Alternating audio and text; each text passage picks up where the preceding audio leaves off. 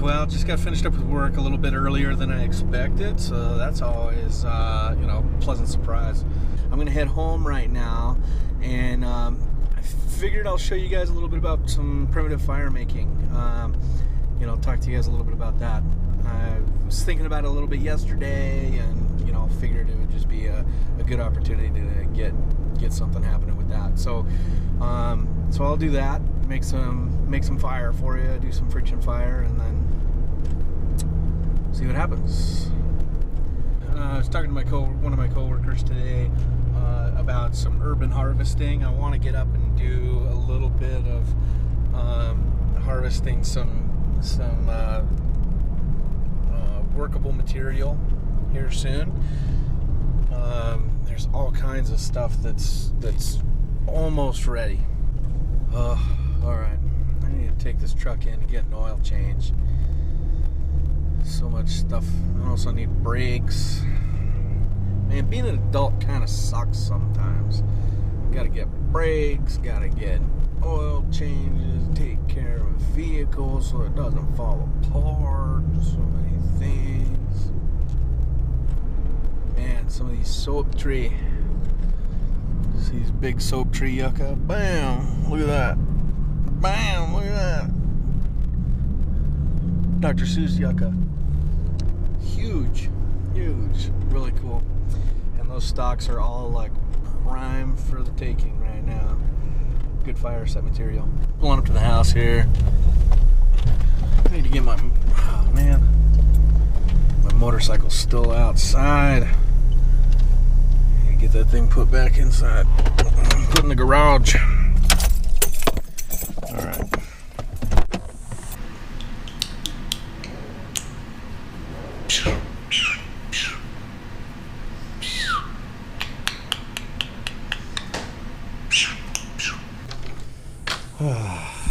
It's a beautiful day. All right, well, I just got home, so I'm going to do a little bit of editing right now, and then as soon as I'm done with that, I want to show you guys how to make fire. So, sit down at the old computer here and make this happen. So I just had a really cool deal. Just got a phone call from Kadri. So much fun, man. This is the first time that she's ever just called me out of the blue. I've never had this happen before. I told her this last time that she was up here, if you ever miss me, you want to talk to me, call me, it's okay. You can always call me, you can always talk to me. And man, it just made me feel special. Have a phone call from her and talk to her, and had about a 15-minute conversation just talking about her day and how everything's going. So much fun. Okay, so yeah, I was just kind of in the middle of editing, and she just called, so it was neat. Yeah, finally got caught up on all my editing stuff. Almost all of my editing stuff. Got caught up on everything. All right, heading downstairs, going outside. I'm gonna show you guys a little bit about fire making. Yeah, man, I get jazzed up on this thing. So hopefully you guys like this. If you don't like this kind of thing, then I don't know what to tell you. I guess just skip over this one. But I really like, I guess I'm gonna open the garage. I really like making fire. I like doing, teaching primitive skills. It's kind of my jam. I really enjoy it. That's one of my favorite things about my job, going out and teaching primitive skills. So, man, rained out here. My motorcycle got all wet, and in turn, looks like it got pooped on a lot.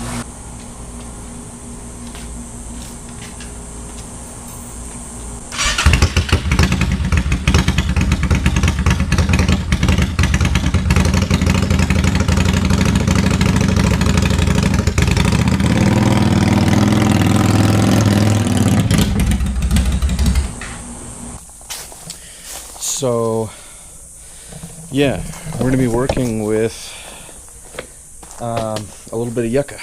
This is sotol. So I guess it's not technically yucca, but this is the stalk here. And you can tell that it's sotol because look at how tall it is. It's so tall. All right. So this stuff's great.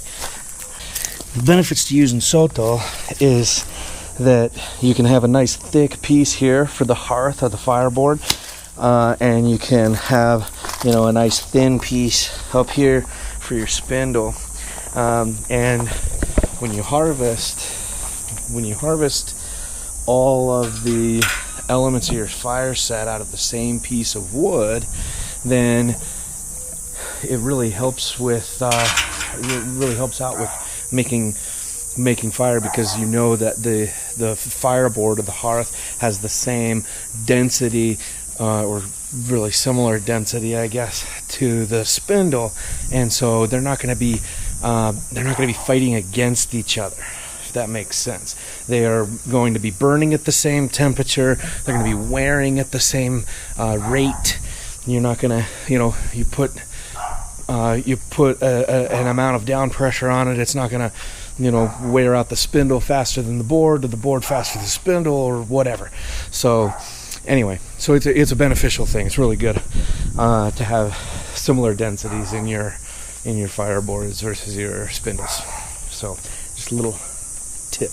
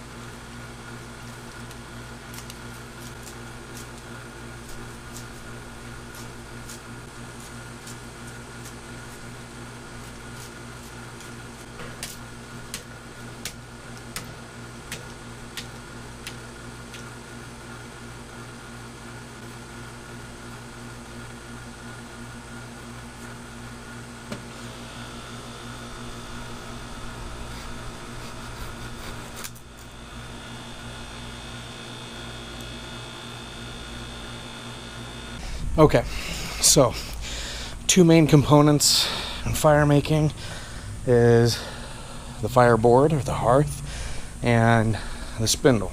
Okay, so you want those two things. Yeah, you want to make sure that you have really good pieces for your fireboard and your spindle.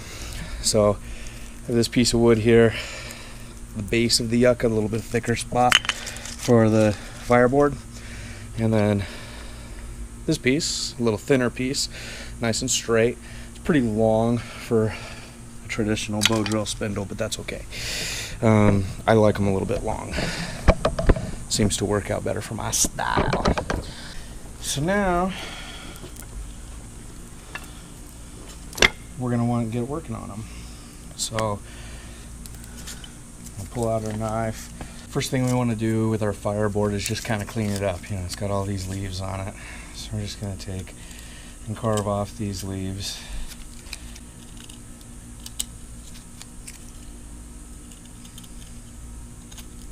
Next thing we want to do is create a flat surface for our spindle to rest on. Okay, so the way that I'm going to do that is place the knife up on top here. There's a little bit of a pithy center. So I think I'm going to split this directly in half. You can see what I mean by this little section here being a little bit porous. And so I think I'm going to set my knife blade here and cut it directly in half.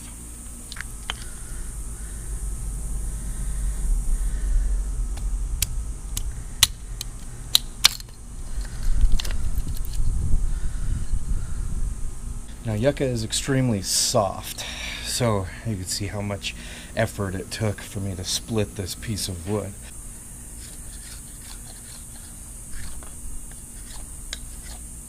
Just evening up this front edge. I also want to split just a touch off the bottom, just to create a flat space for the fireboard to set on the ground.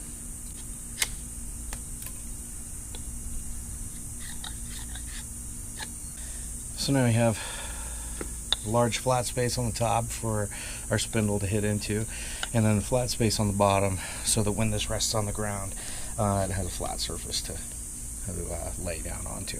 So now we're going to prep our spindle. So this is a little bit long, a little bit longer than what I need or want right now.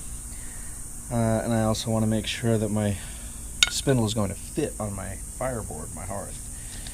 So I'm going to make it all uniform in size by cutting off all of these little bumps.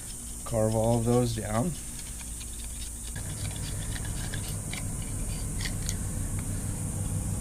And then I'm going to carve one end, the top end, down to look like a pencil. Okay, so it's going to come to more of a point. The bottom side is going to be a lot more blunt. It'll still taper, but it's going to be much less sharp.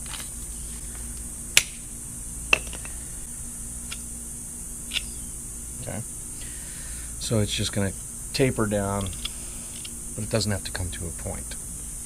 The only reason that it's tapering is so that it starts out the way we want it. And you see how uniform this stick is now that we've carved it down.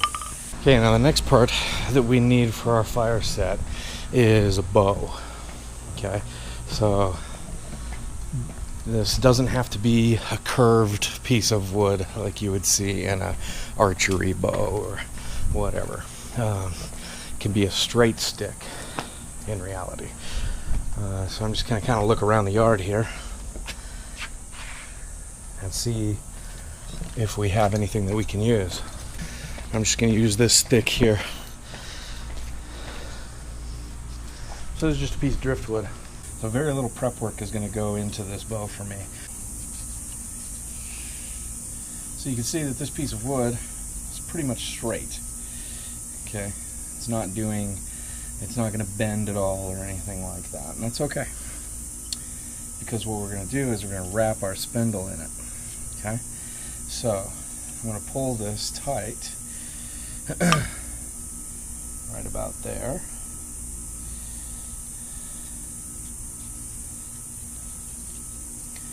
And then I'm going to work this string around my bow.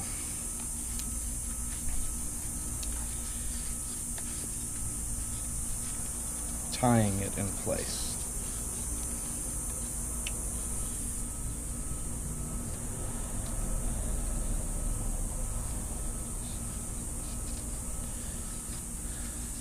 Okay. So there I have a bow. My spindle fits inside and doesn't easily slide along, so that's a good thing. Next thing that you're going to need, this is the only piece that I'm going to use something that's pre-made because I don't have a tree that I can harvest from here in my house, and that's a socket. The socket is it can be wood, bone, stone, antler, pretty much be any material you want as long as it's hard enough to withstand the force. This is made from a juniper tree, a branch of a juniper tree, and so you can see I've carved a hole into it, and this fine point of the spindle goes up inside of that. It allows me to put down pressure onto the spindle and allow it freely to move with as little friction as possible and without hurting me. See how this works? Always looking out for number one. And you can see that as time's gone on, this has polished up. It's kind of gotten, you can see almost reflective, like reflection inside of that. And that's just from the friction. So pretty cool. So next step is to put all of these pieces together and to burn a hole into our hearth using our spindle.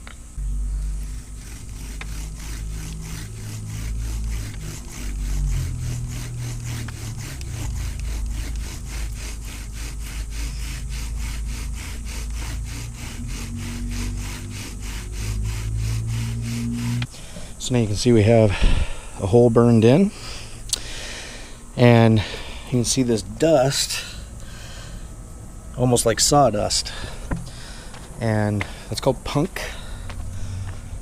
And we were creating that by the friction between the spindle and the fireboard. That's what we want. We want to be making punk. Ultimately, if we're not making punk, then we're not making fire, okay?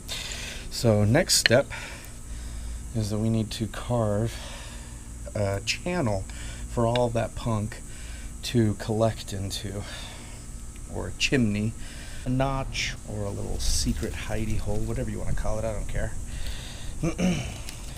I call it a chimney. Alright, see that? That is what you want. Now, on the bottom, it's just a notch that drops out the bottom.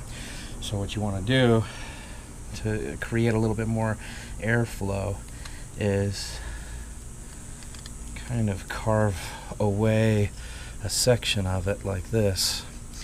And this is one of the reasons I like calling it a chimney, because now there's a little fireplace for Santa Claus to come into. Okay. I also like calling it a chimney because technically this is called a hearth. Makes sense, doesn't it, that a hearth would have a chimney? So, next thing we need is a coal catcher, something to catch the ember that is going to be started by this. So we find a little piece of the yucca that we cut off, and we can use this just fine. Okay, so this time we're actually going to be going from fire making. So this is how you set everything up. You take your fireboard, your hearth, you place it on top of your coal catcher, just like this. You put your notch right there, so that the chimney is placed directly onto the coal catcher. That way, when your punk builds up, drops down in there, and you have something to set on. Okay. Second, you want to put your foot really close to that hole. I get pretty close. The closer that you are, the easier it is. You want your other knee down on the ground. So if you're right-handed, your right knee is going to be on the ground and your left foot is going to be on the board. If you are left-handed, then your left knee is going to be on the ground and your right foot's going to be on the board. Now we're going to put the spindle into our bow. Slot this in here.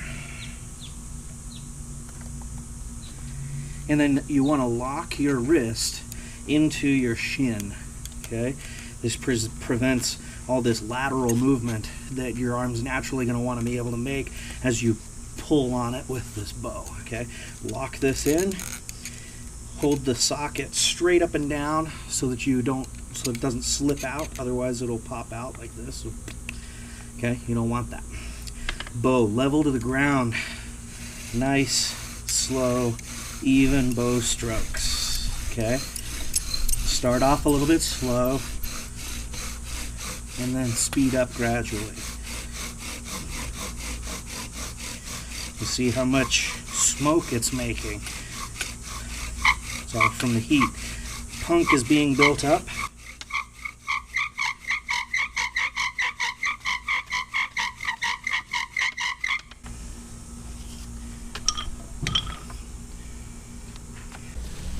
So you can see that the punk has built up inside of that chimney, and then it's all gathered together and has heated up to the point where it has actually started to glow. So now we have a little glowing ember. Now once you have an ember, you need something to transfer it into, a tinder bundle. Just like the socket, this is something that I don't have access to here in my home, unfortunately. So what would happen though is you would pick this